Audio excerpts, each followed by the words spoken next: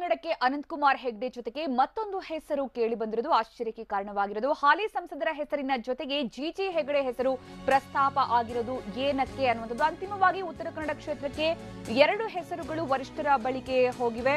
ತುಮಕೂರು ಕ್ಷೇತ್ರಕ್ಕೆ ನಟ ಮಾಜಿ ಎಂಎಲ್ಸಿ ಜಗ್ಗೇಶ್ ಹೆಸರು ಕೂಡ ಪ್ರಸ್ತಾಪ ಆಗಿದೆ. ಒಟ್ಟು ತುಮಕೂರು ಕ್ಷೇತ್ರದಲ್ಲಿ 4 ನಾಯಕರ ಹೆಸರು ಪ್ರಸ್ತಾಪ ಆಗಿರುವಂತದ್ದು. ಅಂದ್ರೆ ಕೆಲವು ಕ್ಷೇತ್ರಗಳಲ್ಲಿ ಹಾಲಿ ಸಂಸದರ ಜೊತೆಗೆ ಇನ್ನೊಂದು ಹೆಸರು ಕೂಡ ಸಂಭಾವ್ಯರ ಲಿಸ್ಟ್ ನಲ್ಲಿ ಇರುವಂತದ್ದು ಈಗ ಆಶ್ಚರ್ಯಕ್ಕೆ ಕಾರಣ ಆಗಿರೋದು. ಇನ್ನು ತುಮಕೂರು ಕ್ಷೇತ್ರಕ್ಕೆ ನಟ ಎಂಎಲ್ಸಿ ಜಗ್ಗೇಶ್ ಅವರ ಹೆಸರನ್ನ ಪ್ರಸ್ತಾಪ ಮಾಡಲಾಗಿದೆ. ಒಟ್ಟು 4 ಜನ ನಾಯಕರ ಹೆಸರನ್ನ ಪ್ರಸ್ತಾಪ ಮಾಡಲಾಗಿದ್ದು, ಮಾಜಿ ಸಂಸದ ಜಿಎಸ್ ಬಸವರಾಜು, ಮಾಜಿ ಎಂಎಲ್ಸಿ ಎಂಆರ್ ಹುಲಿನಾಯ್ಕರ್, ಮಾಜಿ ಶಾಸಕ ಸುರೇಶ್ ಗೌಡ ಮತ್ತು ಜಗ್ಗೇಶ್ ಹೆಸರುಗಳು ವರಿಷ್ಠರ ಬಳಿಗೆ ಹೋಗಿವೆ. ಪ್ರಮುಖವಾಗಿ ಕುತೂಹಲಕ್ಕೆ ಕಾರಣವಾಗಿರೋದು ಹಾಲಿ ಸಂಸದರ ಜೊತೆಗಿನ ಹೆಸರಿನ ಜೊತೆಗೆ ಇನ್ನೊಬ್ಬರ ಹೆಸರು ಉಲ್ಲೇಖ ಆಗಿರುವಂತದ್ದು. ಅಂದ್ರೆ ಇದರಲ್ಲಿ ಯಾರನ್ನ ಬೇಕಾದ್ರೂ ಆಯ್ಕೆ ಮಾಡುವಂತಹ ಸಾಧ್ಯತೆ ಇದೆ ಈಗ ವರಿಷ್ಠರು. ಹೀಗಾಗಿ ಇಬ್ಬರ ಹೆಸರು ಏನಕ್ಕೆ ಈ ವಿಚಾರದಲ್ಲಿ ಅನ್ನುವಂಥದ್ದು ಕೂಡ ಕುತೂಹಲಕ್ಕೆ ಕಾರಣವಾಗಿದೆ.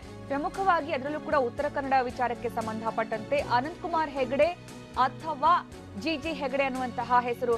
ಹೀಗಾಗಿ ಅನಂತಕುಮಾರ್ ಹೆಗ್ಡೆಗೆ ಪರ್ಯಾಯವಾಗಿ ಇನ್ನೊಬ್ಬರ ಹೆಸರನ್ನ ಪ್ರಸ್ತಾಪ ಮಾಡಿರುವಂತಹ ಹಿಂದಿನ ಕಾರಣ ಏನು ಅನ್ನುವಂಥದ್ದು ಕೂಡ ಕುತೂಹಲಕ್ಕೆ ಕಾರಣವಾಗಿದೆ. ಅಂತಿಮವಾಗಿ ಉತ್ತರ ಕನ್ನಡ ಕ್ಷೇತ್ರಕ್ಕೆ 2 ಹೆಸರುಗಳು ಈಗ ವರಿಷ್ಠರ ಬಳಿಗೆ ಹೋಗಿರುತ್ತೆ. ಇನ್ನೊಂದು ಕಡೆ ಉಡುಪಿ ಚಿಕ್ಕಮಗಳೂರಿಗೂ ಕೂಡ ಶೋಭಾ ಕರಂದ್ಲಾಜೆ ಜೊತೆಗೆ ಇನ್ನಿಬ್ಬರ ಹೆಸರನ್ನ ಪ್ರಸ್ತಾಪ ಮಾಡಲಾಗಿದೆ.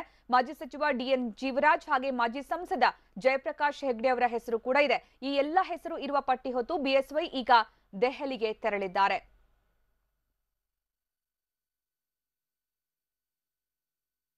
ಇನ್ನು ಬಿಜೆಪಿಯ ಫೈರ್ ಬ್ರ್ಯಾಂಡ್ ಅಂತಾನೆ ಖ್ಯಾತಿಯಾಗಿರುವಂತಹ ಅನಂತಕುಮಾರ್ ಹೆಗ್ಡೆ ಅವರ ಹೆಸರಿನ ಜೊತೆಗೆ ಸಂಭಾವ್ಯ ಅಭ್ಯರ್ಥಿಗಳ ಪಟ್ಟಿಯಲ್ಲಿ ಇನ್ನೊಂದು ಹೆಸರು ಜಿಜಿ ಹೆಗ್ಡೆ ಹೆಸರು ಕಂಡು ಬಂದಿರೋದು ಈಗ ಕುತೂಹಲಕ್ಕೆ ಮತ್ತೆ ಆಶ್ಚರ್ಯಕ್ಕೆ ಕಾರಣವಾಗಿರೋದು.